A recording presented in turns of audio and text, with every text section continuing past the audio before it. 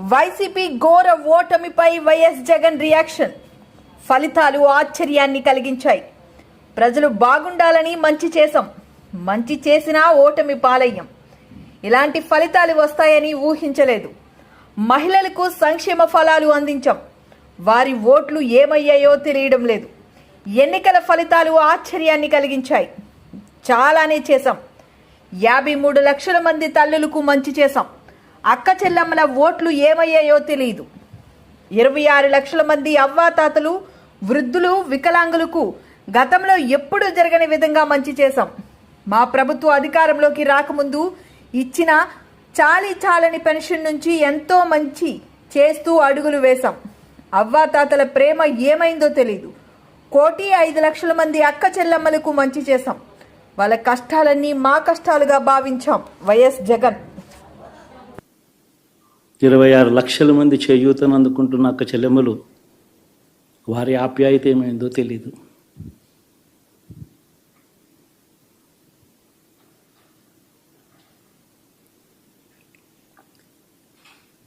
పిల్లల చదువుల కోసం ఏ తల్లి ఏ తండ్రి ఇబ్బంది పడకూడదు అని మొట్టమొదటిసారిగా పూర్తి ఫీజులు ఇస్తూ తీసుకొచ్చి అందగా నిలిచాం. చదువుల్లో ఎప్పుడూ చూడని మార్పులు తీసుకొచ్చాం. దాదాపుగా 12 లక్షల మందికి సంవత్సరానికి మంచి జరిగిస్తూ ఆ పిల్లలు ఆ తల్లుల అభిమానం ఏమైందో కూడా తెలియదు.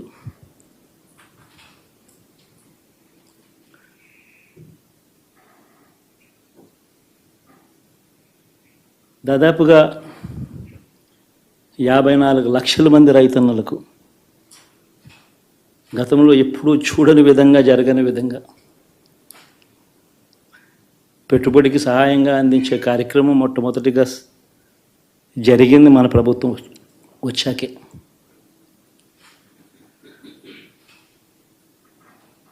మరి అంతగా రైతన్నలకు తోడుగా ఉంటూ రైతన్నలకు రైతు భరోసా ఇవ్వడం కానీ,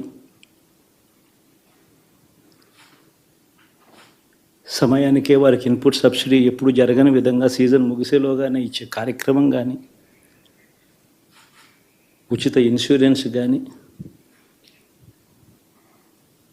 పగటిపూట 9 గంటలు ఇచ్చే కార్యక్రమం కానీ, ఉచిత విద్యుత్ ఇచ్చే కార్యక్రమం కానీ, మరి 1/2 కోటి మంది రైతన్నల ప్రేమ ఏమైందో తెలియదు.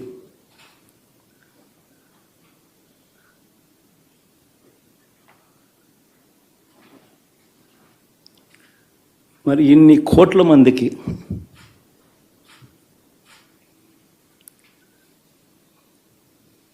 పేదవాడికి తోడుగా ఉంటూ ఆటో డ్రైవర్లు నడుపుకుంటా ఉన్నవాళ్ళు ఆటోలు దోలుకుంటూ, టాక్సీలు దోలుకుంటూ ఇబ్బంది పడకూడదని వారికి అండగా ఉంటూ ఓ వాహనమిత్ర, నేతన్నలకు అండగా ఉంటూ ఓ నేతన్న నేస్తం, మత్స్యకారులకు తోడుగా ఉంటూ మత్స్యకార భరోసా, ఫుట్పాత్ మీద చిన్న చిన్న ఇడ్లీ షాపులు పెట్టుకొని నడుపుకుంటూ, చిన్న చిన్న బంకులు పెట్టుకొని నడుపుకుంటూ, చిన్న చిన్న వ్యాపారాలు చేసుకుంటా ఉన్న వీళ్లకు, నా అక్క చెల్లెమ్మలకు, నా అన్నదమ్మలకు మంచి జరగాలని ఆరాటపడుతూ వాళ్ళకు ఒక తోడు. జాగ్రత్తగా ఉండవలసిన సమయమని, కక్ష సాధింపులు సమయం కాదని కార్యకర్తలకు పవన్ కళ్యాణ్ సూచించారు. ఆంధ్రప్రదేశ్ భవిష్యత్తుకు బలమైన పునాది వేసే సమయం, అన్నం పెట్టే రైతన్నకు అండగా ఉండాల్సిన సమయం, రక్షణ లేని ఆడబిడ్డలకు రక్షణ కల్పించే సమయం. వైఎస్ జగన్ నాకు వ్యక్తిగతంగా శత్రువు కాదు, 5 కోట్ల మంది ఆంధ్రుల కోసమే పనిచేయడమే నా లక్ష్యమని పవన్ కళ్యాణ్ స్పష్టం చేశారు. జవాబుదారీతనంతో ఉన్న ప్రభుత్వం స్థాపిస్తాం. ఏ మాట మీద అయితే మనం చెప్పామో కూటమి ప్రభుత్వం ఆ మాటను నిలబెట్టుకుంటుంది. ఈరోజు మీ అందరికీ జనసేన పార్టీ ఆఫీస్ కేంద్ర కార్యాలయం నుంచి, ఈ వేదిక నుంచి ఒకటే చెప్తా ఉన్నాను మీ అందరికీ, వైసీపీ వైఎస్ జగన్ గారు కానీ వారు నాకు వ్యక్తిగతంగా నాకు శత్రువులు కాదు.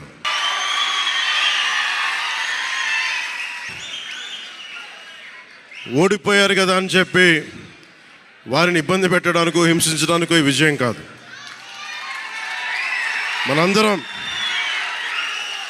మనందరం గుర్తుపెట్టుకోవాల్సింది చాలా ముఖ్యమైనది. వైసీపీ పార్టీని భవిష్యత్తులో ఇబ్బంది పెట్టడానికి విజయం కాదు. 5 కోట్ల మంది ప్రజల పైన వారి భవిష్యత్తు కోసం పునాది వేయడానికి ఉన్న రోజులు ఇవి, అంతేగాని కక్ష సాధింపుల కోసం కాదు. మనందరం ముఖ్యంగా జనసేన పార్టీ నాయకులు కానీ, జనసేన మద్దతుదారులు కానీ, జనసేన వీర మహిళలు కానీ, జనసేన నాయకులు కానీ గుర్తుపెట్టుకోవాల్సింది, ఇది కక్ష సాధింపు సమయాలు కాదు. 5 కోట్ల మంది ప్రజల కోసం పనిచేసే సమయం ఇది. 5 కోట్ల మంది పైచులకు ఆంధ్రప్రదేశ్ విభజన జరిగినప్పటి నుంచి ఈ రోజు దాకా మనం నలుగుతూనే ఉన్నాం. ఆ రోజులు అయిపోయినాయి, ఆ చీకటి రోజులు అయిపోయినాయి. ప్రతి ఒక్కరం బాధ్యతతోటి భవిష్యత్తు తరాల కోసం బాధ్యతని భుజాల మీద వేసుకొని చాలా బాధ్యతాయుతంగా జవాబుదారీతనంతో కూడిన రాజకీయ ప్రభుత్వం, రాజకీయ మనకి ఆలోచన విధానం ఉంటుంది. నేను ఆలోచిస్తూ ఉన్నాను, ఏం మాట్లాడాలి ఈ రోజున అనుకుంటా ఉన్నాను. నా జీవితంలో ఎప్పటిదాకా విజయం తెలియదు నాకు.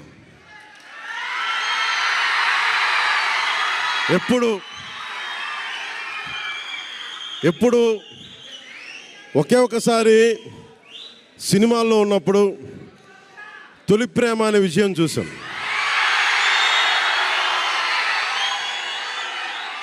ఆ తర్వాత నాకెవ్వరు నేను విజయం సాధించానని కానీ, డబ్బులు వచ్చినాయని కానీ ఏ ఒక్క సినిమా విజయం చెప్పలే నాకు.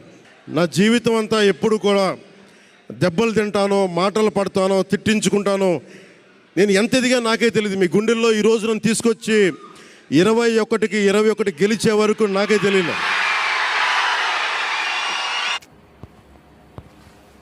5 ఏళ్ల నిరీక్షణ ఫలించింది. గంట కూటమి సునామీలో వైసీపీ కొట్టుకుపోయిందని భీమిలి కూటమి ఎమ్మెల్యే గంటా శ్రీనివాసరావు అన్నారు. మంగళవారం ఎంవీపీ కాలనీలోని గంటా నివాసంలో ఏర్పాటు చేసిన విలేకరుల సమావేశంలో ఆయన మాట్లాడారు. 2019లో 151 సీట్లతో అధికారం పొందిన వైసీపీ 2024లో తక్కువ స్థానాలకు పరిమితం అయిందన్నారు. కూటమి అభ్యర్థులపై ప్రజలు విశ్వాసం ఉంచారని అన్నారు. కౌంటింగ్ రూపంలో మొత్తం దేశం మొత్తం కూడా రీసౌండ్ వచ్చే రిజల్ట్. ఎందుకు రీసౌండ్ వచ్చే రిజల్ట్ అంటున్నామంటే, ఆంధ్రప్రదేశ్ చరిత్రలో ఎప్పుడూ లేని విధంగా మొన్న 2019 ఎన్నికల్లో 151 సీట్లతోటి అధికారం కైవసం చేసుకున్న వైఎస్ఆర్ పార్టీ మరి ఈరోజు ఫలితాలు చూస్తే ప్రస్తుతానికైతే బిత్తుకుమంటూ 11 నెంబర్ దగ్గర ఎలాడుతా ఉంది. 9 వచ్చేసిందా? 10లో ఉందా? ఓకే. మళ్ళీ ఇంకొక నిమిషం పోతే అది కూడా తగ్గి సింగిల్ డిజిట్కి వస్తుందని చెప్పని అనుకుంటా ఉన్నాం. మీకు గుర్తుంటే మనం గతంలో చెప్పుకున్నాం, మొత్తం కూటమి లెక్కేసుకుంటే దాదాపు 56% ఓట్లతోటి ఇదొక హిస్టరీ. ఏపీ ఎలక్షన్స్ లో ఎన్టీ రామారావు పార్టీ పెట్టినప్పుడు కూడా ఆ ప్రభంజనం లేదు, దాన్ని మించిన ప్రభంజనం. ఒక్కసారి మన విశాఖ జిల్లా కూడా తీసుకుంటే ఒక ఏజెన్సీలో తప్పిస్తే మొత్తం విశాఖపట్నం పార్లమెంట్ కావచ్చు, అనకాపల్లి పార్లమెంట్ కావచ్చు, ఎంపీలు కావచ్చు, ఎమ్మెల్యేలు కావచ్చు, మొత్తం క్లీన్ స్వీప్. నేను నిన్న కనకమహాలక్ష్మి అమ్మవారి గుడికి వెళ్ళినప్పుడు అక్కడ అమ్మవారిని దర్శించుకొని బయటకు వచ్చినప్పుడు మీడియాతో మాట్లాడితే ఏంటి అంటే చెప్పాను, నేను ప్రజల్లో ఒక కసి కనిపిస్తూ ఉంది. ఎప్పుడెప్పుడు ఎన్నికలు వస్తాయా, ఎప్పుడెప్పుడు ఓట్లేసి ఈ వైఎస్ఆర్ పార్టీకి చరమగీతం పాడాలి, ఈ రాష్ట్రం నుంచి పూర్తిగా భూస్థాపితం చేయాలనే కసి, కోపం, ఆవేదన ప్రజల్లో కనిపిస్తుంది. సరే, ఇప్పుడు దాకా భీమిలి కాన్స్టిట్యున్సీ ఏర్పడిన తర్వాత ఎప్పుడు రాని ఒక చరిత్ర ఎరగని ఘన విజయం ఇది. అటువంటి ఘన విజయం అందించిన భీమిలి ప్రజలకి శిరస్సు వంచి ధన్యవాదాలు. 4 ఎన్నికల్లో పోటీ చేసినప్పుడు 37,500 ఓట్లు, ఆ రోజు అదొక రికార్డు మెజార్టీ. మరి ఆ రికార్డు మెజార్టీ ఎక్కువ మెజార్టీ మళ్ళీ ఈ సునామీలో మనకు రావడం జరిగింది. అంతేకాదు పార్లమెంట్లో అన్ని స్థానాల్లో కూడా ఎక్కడ కూడా మెజార్టీ చూసుకున్న వేలు 50,000, 60,000, 70,000, లక్ష ఈ మెజార్టీలు ఇవి ఎప్పుడు గతంలో చూడలేం. అటువంటి మెజార్టీలతోటి గెలిపించిన ఈ ప్రజల రుణం తప్పకుండా తీర్చుకోవాల్సిన బాధ్యత మా పైన ఉంది. ఈసారి మొట్టమొదటిసారిగా అసెంబ్లీలోకి మన పవర్ స్టార్ పవన్ కళ్యాణ్ గారు అడుగు పెడుతున్నారు 21 మంది ఎమ్మెల్యేలతోటి. అలాగే కొత్తగా ఈ ఏర్పడే ఈ అసెంబ్లీకి సంబంధించి కొన్ని ప్రత్యేకతలు ఉన్నాయి. మొన్న ఏదైతే 2019-24 అసెంబ్లీ సమావేశాల్లో ఒక పొలిటికల్ లెజెండ్, ఆయన 3 సార్లు ఇప్పటికే ముఖ్యమంత్రిగా చేసిన వ్యక్తి, 3 సార్లు ప్రతిపక్ష నాయకుడు, దేశ రాజకీయాల్లోనే ఒక కీలక పాత్ర పోషించిన వ్యక్తి, అంత సీనియర్ మోస్ట్ రాజకీయ నాయకుడు, జగన్మోహన్ రెడ్డి గారి నాన్నకి సమకాలికుడు, ఆయనతో పాటు రాజకీయాలు చేసిన వ్యక్తి, అటువంటి చంద్రబాబు నాయుడు గారిని అసెంబ్లీలో అవమానించిన తీరు ఎవ్వరు కూడా మర్చిపోలే ప్రజలు. ఆ రోజు పెద్ద ఆయన చంద్రబాబు నాయుడు గారు అసెంబ్లీ సాక్షిగా ఆ రోజు ఆయన ఒక శపథం చేశారు.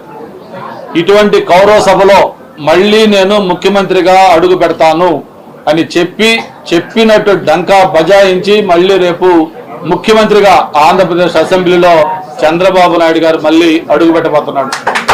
అవన్నీ ఆలోచించుకునే మనం మీకు మేనిఫెస్టో పెట్టడం జరిగింది. ఆ మేనిఫెస్టో పెట్టినప్పుడు మాకు ఉన్న అప్పు తెలుసు, కమిట్మెంట్ తెలుసు, అవన్నీ చేయాలంటే ఏం చేయాలో తెలుసు, అవన్నీ ఆలోచించుకొని చెప్పడం జరిగింది. అవన్నీ కూడా మీరే చూడబోతా ఉన్నారు. ఏ ఒక్క చెప్పిన సంక్షేమ కార్యక్రమాన్ని కూడా వదిలిపెట్టేది, అన్ని సంక్షేమ కార్యక్రమాలు చేస్తాం. అట్ ద సేమ్ టైం మళ్ళీ డెవలప్మెంట్ యాక్టివిటీస్ కూడా జోరందుకుంటాయి. ఖచ్చితంగా బిగ్ వేలో డెవలప్మెంట్ యాక్టివిటీస్. జనసేన మాత్రమే మెగా డిఎస్సి నోటిఫికేషన్ విడుదల చేసే బాధ్యత తీసుకుంటాం. దేశంలో 100% సీట్లతో గెలిచిన పార్టీ జనసేన మాత్రమే. 175 సీట్లలో గెలిచినంత బాధ్యతతో పనిచేస్తాం. శాంతి భద్రతలు చాలా బలంగా ఉంటాయి, మాటిస్తున్నాం. వ్యవస్థలో రాజకీయ ప్రమేయం చాలా తక్కువగా ఉంటుంది. పవన్ కళ్యాణ్. వారి పని చేసుకునేలాగా ఈ ప్రభుత్వం ఉంటుంది, కూటమి ప్రభుత్వం ఉంటుంది.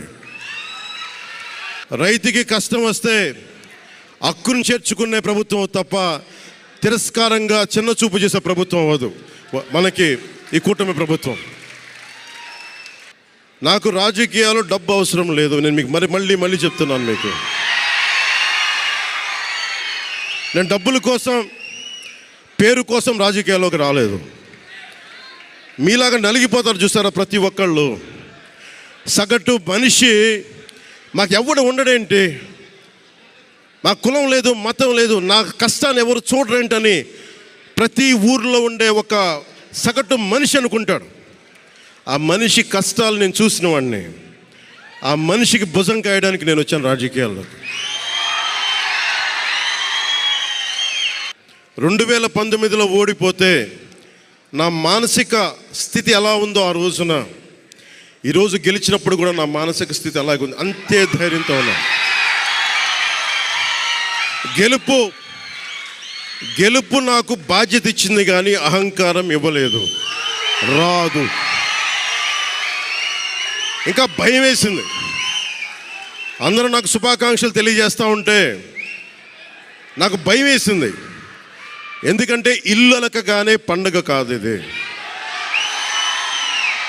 ఇల్లు అలకగానే పండగ కాదు, చాలా చాలా బాధ్యత కూడుకున్నది. భీమవరం, గాజువాక 2 చోట్ల ఓడిపోయినప్పుడు ఈ రోజున ఇంతమంది ఉన్నారు. ఆ రోజున నా పక్కన నన్ను నమ్ముకున్న కొద్దిమంది తప్ప. కానీ నాకు ఒకటే అనిపించింది, నేను పరాజయం చూసి భయపడను, ఓటమి చూసి భయపడను. ఓటమి నాకు బలం ఇస్తుంది, ఓటమి నాకు ఉత్సాహం ఇస్తుంది అనుకున్నాను. దేనికి అంటే నేను ఒకటే నమ్మాను. చిన్నప్పుడు తిరుపతిలో యోగా నేర్చుకుంటున్నప్పుడు ఒకటే నమ్మాను, ధర్మో రక్షితి రక్షిత అని. నువ్వు ధర్మాన్ని నమ్మితే ధర్మం రక్షిస్తుంది అని. ఎప్పుడో ఒక 30 సంవత్సరాలు ఇంకా ముందే 18-19 ఏళ్ళప్పుడు చదివితే ఈ రోజున ధర్మం కోసం నిలబడ్డాం. ధర్మం కోసం నిలబడితే ధర్మం ఈరోజు మనంటే నిలబడింది. అందుకని మనస్ఫూర్తిగా ఏ శక్తి అయితే కనిపించని ఆ పరాశక్తి, కనిపించని ఆ దేవుళ్ళందరికీ కూడా ఈరోజు నేను కృతజ్ఞతలు తెలియజేసుకుంటా ఉన్నాను. మనస్ఫూర్తిగా మీ అందరికీ, పిఠాపురం ప్రజలందరికీ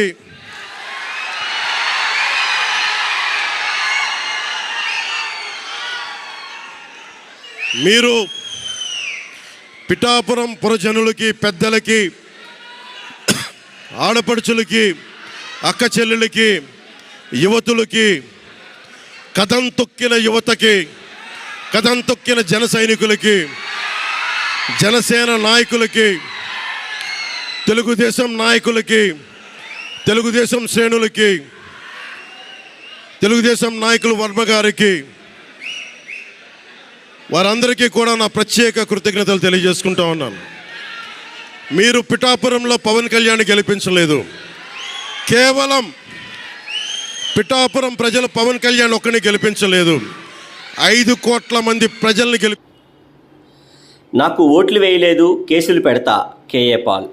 తన తండ్రితో పాటు 22 మంది కుటుంబ సభ్యులు ఓటు వేస్తే తనకు కేవలం 4 ఓట్లే పడ్డాయని ప్రజాశాంతి పార్టీ అధినేత కేఏ పాల్ ఆవేదన వ్యక్తం చేశారు. సీసీటీవీలు ఏర్పాటు చేయలేదని, తనకు వచ్చే 5 లక్షల ఓట్లు ఏమయ్యాయని, తన కుటుంబ సభ్యులు ఓట్లు ఎక్కడికి వెళ్ళాయని ప్రశ్నించారు. ఈ దరిద్రపు ఎన్నికలు అక్కర్లేదని, తనకు 8 చోట్ల 0 ఓట్లు పడ్డాయని చెప్పారు. దీనిపై కోర్టుకెళ్తానంటూ ఆయన మీడియా ఎదుట ఆవేదన వ్యక్తం చేశారు. ఇక్కడ మీ మీడియా మిత్రులు పిలిచారు, ఎలక్షన్ ఎలాగుందని. నేను క్యాండిడేట్ని. ఇక్కడ 235 బూత్ లో మా ఫాదరు, నా బ్రదరు, నా సిస్టరు, 22 మంది ఫ్యామిలీ మెంబర్ రిలేటివ్స్ ఓట్లు వేశారు. 4 ఓట్లు వచ్చాయి అక్కడ మురళీనగర్ లో. అర్థమైందా రాజ్యం ఎలాగుందో?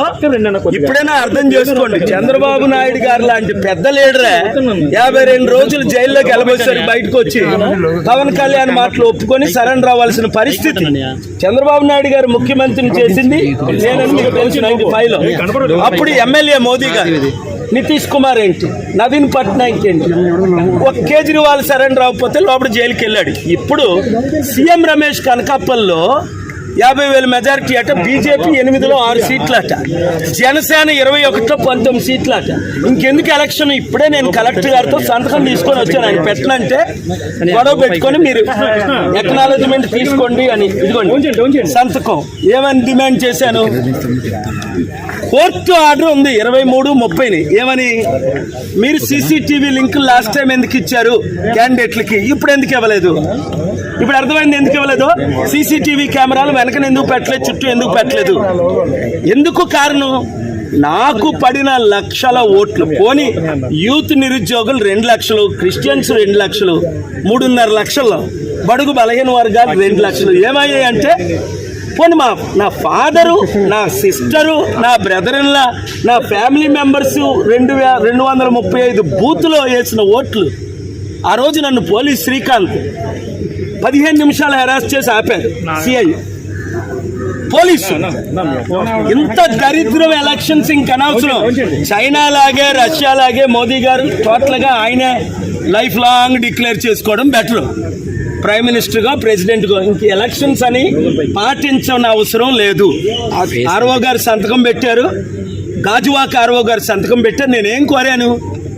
బూత్లో ఒక్కొక్క దగ్గర ఓటే పడలేదు నాకు. అది కూడా గాజువాక స్టీల్ ప్లాంట్ అమ్మకాన్ని ఆపాను. 2,34,000 మేము లీడ్లో ఉన్నామని ఈవెన్ ఆఫీసర్స్ కూడా చెప్పారు. అక్కడ 1, 2, 3, 8 ప్లేసుల్లో 0. ఆ కాంగ్రెస్ క్యాండిడేట్ ఆశ్చర్యపోతున్నాడు, సార్ మీకేంటి ఎలగోట్లు వస్తున్నాయని. ఎందుకంటే మీరే లీడ్లో ఉన్నారు, మీకు భరత్కే ఫైట్, టీడీపీకి వైసీపీ పక్కన పెట్టిందని. అలాంటిది ఇంక ఎలక్షన్స్ ఎందుకు? అందుకనే బాయ్కట్ చేసాం, బయటకు వచ్చాం, కౌంటింగ్ ఆపమన్నాను, పోలింగ్ రీపోలింగ్ పెట్టమన్నాను. Honourable high court already case pending ఉంది, June 6 హియరింగ్. అక్కడ నేను ఫ్యాక్ట్స్ ప్రజెంట్ చేస్తాను. వెబ్ లింక్ ఎందుకు ఇవ్వలేదు మాకు తెలిసిపోద్దని. మొత్తం ఈవీఎంస్ రిప్లేస్ అయ్యాయి, చైనా రష్యన్ చిప్ ఉందని. ఇక్కడ పెద్ద క్యాండిడేట్ ఎవరైతే లీడ్లో ఉన్నారో ఆయన నెంబర్ 2 చెప్పారు, పేరు చెప్పను. కానీ ఇప్పుడు ఇంకెందుకు ఎలక్షన్స్? అయితే మోదీకి సరెండర్ అయితే, నేను మొన్నే చెప్పాను కదా 300తో మళ్ళీ మోదీ ప్రైమ్ మినిస్టర్ అవుతారు. ఎలాగవుతారో చెప్తానన్నాను. 200 అరౌండ్ ఇండియా వస్తుందని నేను చెప్పినట్టే జరుగుతున్నాయి. ఇక్కడ